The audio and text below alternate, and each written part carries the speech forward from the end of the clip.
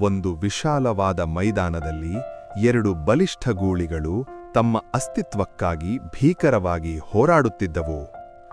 ಪಕ್ಕದಲ್ಲೇ ಇದ್ದ ಅವುಗಳ ಕರುಗಳು ನನ್ನ ತಂದೆಯೇ ಗೆಲ್ಲುವುದು ಎಂದು ಬೀಗುತ್ತಾ ಕುಣಿಯುತ್ತಿದ್ದವು. ಆದರೆ ಅವುಗಳಿಗೆ ಮುಂದಾಗುವ ಅನಾಹುತದ ಅರಿವಿರಲಿಲ್ಲ. ಅದೇ ಹೊತ್ತಿಗೆ ಹತ್ತಿರದ ಮರದ ಮೇಲೆ ಕುಳಿತಿದ್ದ ಹದ್ದು ಶಾಂತವಾಗಿ ಈ ಹೋರಾಟವನ್ನು ಗಮನಿಸುತ್ತಿತ್ತು. ಅದು ಯಾವುದೋ ಒಂದು ಅವಕಾಶಕ್ಕಾಗಿ ಕಾಯುತ್ತಿದ್ದಂತಿತ್ತು. ಹೋರಾಟ ತೀವ್ರವಾಯಿತು. ಒಂದು ಗೂಳಿ ಪ್ರಾಣ ಬಿಟ್ಟರೆ ಗೆದ್ದ ಮತ್ತೊಂದು ಗೂಳಿ ತೀವ್ರವಾಗಿ ಗಾಯಗೊಂಡು ನಿಲ್ಲಲು ಶಕ್ತಿಯಿಲ್ಲದೆ ಸೋತು ಹೋಗಿತ್ತು. ಈಗ ಹದ್ದಿನ ಸಮಯ.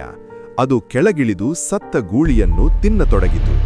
ಇಲ್ಲಿ ಯಾರು ಗೆದ್ದರು ಎಂಬುದು ಮುಖ್ಯವಲ್ಲ, ಯಾರೋ ಒಬ್ಬರು ಬೀಳುತ್ತಾರೆ ಎಂಬುದು ಹದ್ದಿಗೆ ಮೊದಲೇ ತಿಳಿದಿತ್ತು. ನೆನಪಿಡಿ, ಇಬ್ಬರು ಜಗಳವಾಡುತ್ತಿರುವಾಗ ಮೂರನೆಯವನು ಲಾಭಕ್ಕಾಗಿ ಕಾಯುತ್ತಿರುತ್ತಾನೆ. ಜಾಣತನದಿಂದ ವರ್ತಿಸಿ.